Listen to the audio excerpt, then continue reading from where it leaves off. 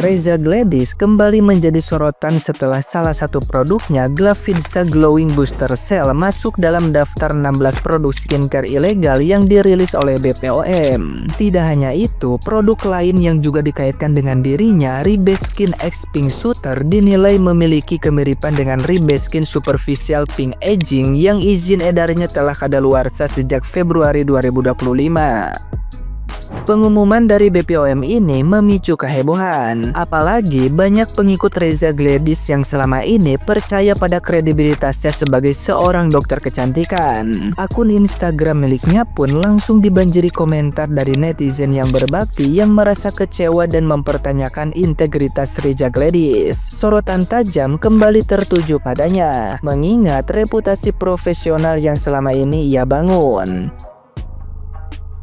Menanggapi badai yang menerpanya, Reza Gladys akhirnya angkat bicara melalui Instagram Story. Dengan nada lelah namun tetap tegar, ia menyampaikan permohonan agar diberi ruang untuk kembali ke kehidupannya yang normal, fokus pada pekerjaan dan siaran langsung seperti biasa.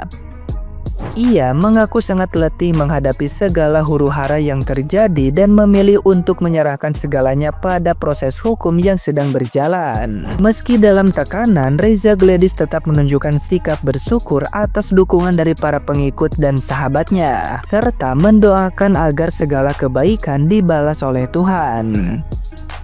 Ia juga mengingatkan para pendukungnya untuk tidak membalas dengan kebencian terhadap pihak yang menyerangnya, melainkan tetap menjaga sikap dan menjawab semuanya dengan cara yang baik. Di akhir pernyataannya, Reza Gladys menyampaikan tekad untuk terus melangkah maju dengan kepala tegak dan hati lapang, sembari meminta maaf atas kegaduhan yang terjadi. Ini publik menanti bagaimana Reza Gladys akan melangkah ke depan, baik dalam menyelesaikan polemik hukum maupun dalam mempertahankan eksistensinya di dunia kecantikan. Nah, gimana nih menurut netizen yang terhormat? Silahkan berkomentar ya. Kenapa dokter takut? Kalau produk dokter itu aman, terdaftar di BPOM, tidak mengandung bahan berbahaya dan tidak overklaim produknya, siapa coba yang berani untuk memfitnah, menjelek-jelekan produk dokter, terus meng-up ke sosial media, menjelek-jelekan nama dokter? Siapa coba berani? Selagi usahanya benar, gak akan ada yang berani untuk memfitnah usaha kita. Kalau ada yang berani, kan ada undang-undangnya, undang-undang pencemaran nama baik, undang-undang ITE, fitnah, betul kan? Di Indonesia kan ada kepolisian yang akan mengusut masalah seperti itu, betul ya? DNA salmon di rumah sekarang udah gak relevan lagi, yang katanya tujuannya buat glowing. Sekarang ini BPOM lagi angkat isu lagi soal produk yang mengandung microneedling atau jarum, dan gue meminta ke BPOM untuk melacak yang menjual cairan TCA Cross secara ilegal di e-commerce, karena banyak yang mencoba di rumahnya dan bikin muka mereka pada hancur. Sampai beberapa salon yang tidak terdaftar sebagai klinik kecantikan profesional, mereka mengadakan TCA Cross, sehingga beberapa teman gua menjadi lebih parah kondisinya. Dan ini beberapa produk yang ditarik oleh BPOM. Kepada teman-teman semuanya, jangan mencoba microneedling di rumah, apalagi kalau awam yang gak tahu cara penggunaan dan juga steril yang tepat. Dan masyarakat Indonesia menjadi lebih pintar dalam memilih produk untuk ke muka mereka. BPOM lempar kode siap jadi saksi untuk persidangan Nikita PS Reza. Udah Pak, jangan kode-kodean lah. Itu kan udah jelas nih, produknya ilegal, nggak terdaftar kan di BPOM. Jangan sampai nih, nanti lama-lama itu produk bisa jadi legal. Soalnya udah banyak banget nih kasus yang janggal, yang aneh. Kalau misalkan emang udah nggak terdaftar dan ilegal, kenapa nggak ditindak langsung aja? Kan Bapak punya wewenang, kan udah ada hukumnya juga. Ya oke lah Bapak sekarang jadi saksi gitu ya, tapi Bapak juga harus bertindak tegas dong, komitmen dong. Jangan cuman apa kode-kode siap jadi saksi apa. Tegas lah, tindak tuh, oknum-oknum banyak kan. sekarang produk-produk yang ilegal tuh. Tolonglah Pak, bersihin tuh biar nggak runyem nih. BPOM memberikan respon terhadap produk RG. Kemarin kita tahu bahwa BPOM telah mengeluarkan statement bahwa produk RG yaitu Glavincia Glowing Booster Cell itu tidak terdaftar di BPOM. Dan lebih gongnya lagi, izin edarnya telah dicabut atau telah dibatalkan sejak tanggal 2 Februari 2024. Berarti sejak tahun lalu izin edarnya telah dibatalkan. Kita tahu bersama kan, minggu lalu RG menyatakan di persidangannya bahwa semua produknya itu sudah BPOM dan sudah ada izin edarnya. Ya kan, siapa yang nonton persidangannya minggu lalu? Termasuk dengan jarum suntiknya itu sudah ada BPOM. Tetapi kemarin keluar statement atau tanggapan dari BPOM bahwa ternyata itu tidak terdaftar di BPOM dan sudah dicabut izin edarnya dari tahun lalu. Gimana itu?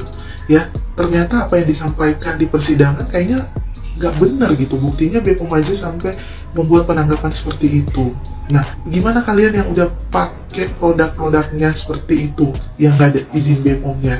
Ya, nah minggu lalu kayak meyakinkan banget bahwa di dalam persidangan dia menyampaikan bahwa semua produk-produknya sudah ada BPOM, tetapi ini buktinya salah satunya nggak ada. Lagian kalau soal jarum suntik ya, kita aja yang nggak ngerti ya, gue pribadi nggak ngerti skincare aja takut gitu pakai jarum suntik, apalagi ke wajah gitu kan. Gue paling takut dan paling sangat-sangat sensitif gitu, apalagi ini produk yang bukan dari dokter langsung atau izin dari dokter ya kan. Nah, RG mengeluarkan produk ini dan sudah menyampaikan dengan lantang bahwa itu ada BPOM. Nah, sekarang nggak ada, bahkan udah dari tahun lalu izin edarnya udah dicabut. Gimana tuh? Gimana deh menurut kalian? Coba deh kalian komen, menurut kalian gimana? Apakah BPOM main mata dengan Nikita Mirzani? Kok bisa ya pengumuman soal skincare berjarum kecil-kecil keluar beberapa jam sebelum sidang Nikita Mirzani?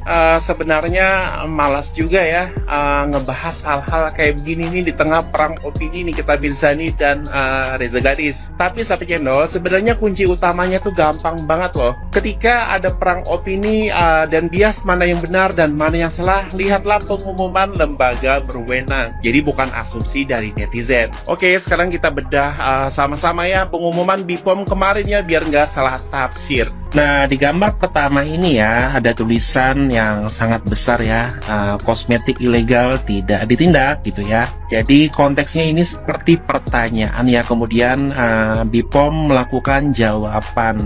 Jadi BPOM justru sedang menjawab ini sahabat cendol, artinya mereka ingin mengatakan, hey, kami sudah bertindak. Nah, kenapa tindaknya baru sekarang? Jawabannya ada di slide berikutnya. Nah, sahabat cendol, ini dia jawabannya. Jadi di sini tertulis ya bahwa BPOM menyatakan mereka sudah awasi loh dan bahkan sudah bertindak sejak 2 Februari 2024. Lalu pasti muncul pertanyaan selanjutnya nih, kenapa pengumumannya baru sekarang? Pas banget sebelum Nikita Mirzani sidang. Biar nggak salah tafsir lagi nih, kita akan lanjut ke slide berikutnya. Nah, ini penting ya.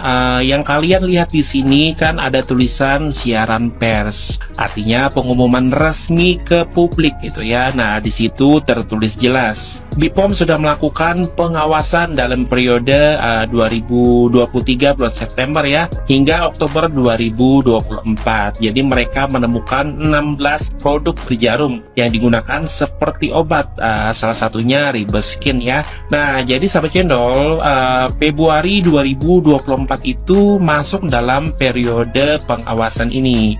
Simple kan, nggak ada yang aneh sebenarnya. Jadi ya ketika BPOM menyebut tindakan pada 2 Februari 2024 ya, itu masih dalam kerangka pengawasan yang panjang ya, bukan ujuk-ujuk karena kasus Nikita Mirzani. Justru logikanya dibalik kasus ini muncul karena produk ilegalnya memang sudah dipantau sebelumnya. Jadi sahabat cendol, kalau BPOM baru bertindak karena Nikita, kenapa pengawasannya dimulai dari tahun 2023? Ayo mikir, jangan dibalik nih. Bukan BPOM bantu Nikita, tapi kasus Nikita ikut menyeret fakta bahwa produk itu memang sudah bermasalah sejak lama. Nah, di slide ini kita masuk ke poin yang sering banget diputar balikan ya. BPOM secara eksplisit menyebut bahwa Glavitia Glowing Booster Cell tidak terdaftar. Lalu muncul klarifikasi dari pihak sana. Nah, itu kan cuma nama treatment, bukan produk. Tapi mari kita bedah logikanya. Treatment itu menggunakan produk Ribeskin yang notabene izin edarnya sudah dibatalkan oleh BPOM. Jadi meskipun ya sahabat channel nama Glavitia Glowing Booster Cell adalah nama treatment, substansi yang digunakan dalam treatment itu adalah produk ilegal. Ups. Nah, jadi sekarang kita mau main semantik ya, ganti label produk jadi treatment. Terus semua bisa bebas dari pengawasan BPOM. Kalau treatmentnya ilegal karena pakai produk ilegal ya tetap melanggar kan. Itu kayak jual nasi goreng pakai daging celeng ilegal ya. Terus bilang ini bukan dagangan ilegal, ini cuma menu. Lah gimana tuh logikanya? Jadi ya sahabat cendol, memang benar BPOM memposting pengumuman ini saat kasus Nikita Mirzani lagi panas-panasnya. Tapi menurut hemat netizen cendol, bukan karena Nikita bermain sama BPOM ya. Justru karena sejak awal kasus ini publik selalu bertanya BPOM kemana, BPOM kemana. Nah jadi ini bukan soal sinyal konspirasi tapi sinyal klarifikasi. Jadi jangan ikut terjebak perang opini ya. Mari kita bedakan fakta dan framing.